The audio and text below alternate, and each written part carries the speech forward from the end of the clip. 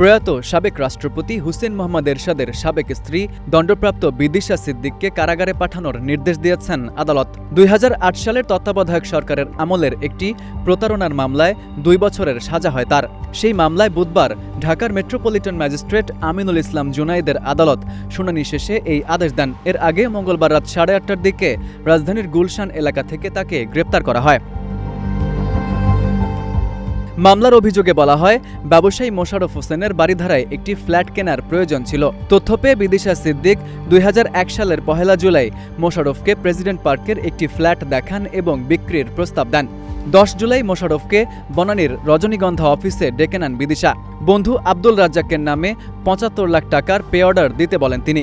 বাদী standard chartered ব্যাংকের কারওয়ান বাজার শাখার মাধ্যমে ওই টাকা পরিশোধ করেন। পরে উভয়ের মধ্যে বায়নানামা সম্পাদিত হয়।